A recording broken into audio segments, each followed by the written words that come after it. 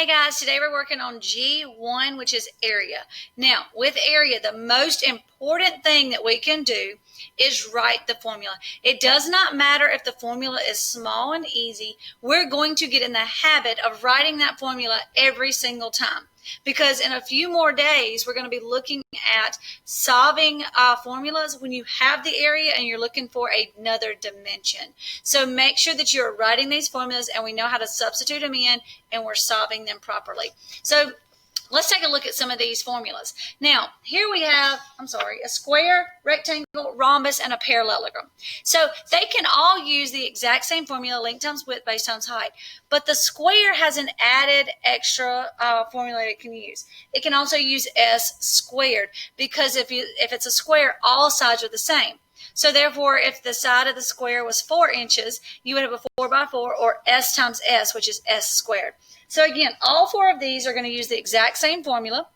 Now, notice that you can change out length times width to equal same thing as base times height. They're the same idea. They just may be using different vocabulary. So we have all 4 of these, length times width or base times height. Then we're going to take a triangle, which is half of a square, rectangle, parallelogram, and rhombus. That's where the 1/2 comes from a triangle. So you're going to write the formula 1/2 base times height. Now there is another way that we can write this. You may also see it written as base times height divided by 2, and that is completely fine because when you're multiplying by 1/2, what you're doing is you're dividing by 2. Now the tricky thing here, a lot of students always just do base times height and they leave it like that. You have to divide that by 2. Now, another thing that's a misconception, a lot of students will take half of the base and half of the height and then multiply. You can't do that. You either have to take half of the base or half of the height. Or you can say base times height, then take half. But you cannot take half of both of them.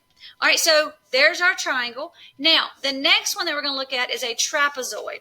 All right, so a trapezoid is taking the triangle, and we kind of take the top off a little bit. So now we have the formula for a trapezoid that is 1/2 base times height, 1/2 base 1 plus base 2 times height. So let's look at our formula for a triangle. The formula for a triangle is 1/2 base times height. But the problem with that is this has 2 bases. Your bases are parallel to each other.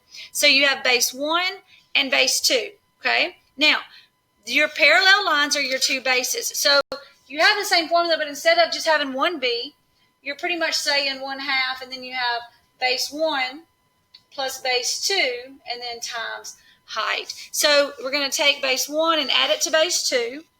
Then you multiply it by the height of it. Now the height is where that right angle is going to be, and it's going to connect the 2 bases.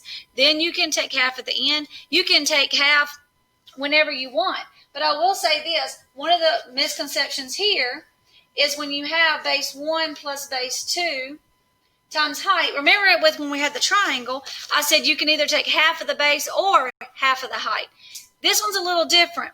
You can still kind of have that idea, but if you take half of base 1, you have to take half of base 2. This is where your distributive property would come in.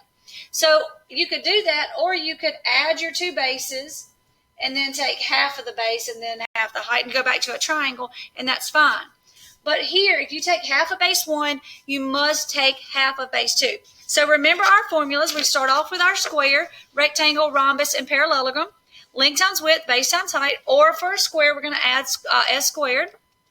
Then we take half to get our triangle, which is half base times height, or you could say base times height divided by 2, because multiplying by 1/2 is the same thing as dividing by 2. Then for a trapezoid, we cut that off, and we have 2 bases that are parallel to each other, and then we have the height that connects these 2 bases. You cannot use this side right here because this is what we in 6th grade call slanted height. So that slanted height is just going to give you an outside layer for maybe like perimeter, but not area. It's not necessary. You need just base 1 plus base 2 and then multiply that by the height. So write these formulas every time you're given a shape, and it will help you in the end learn them, and you'll be very fluent with them.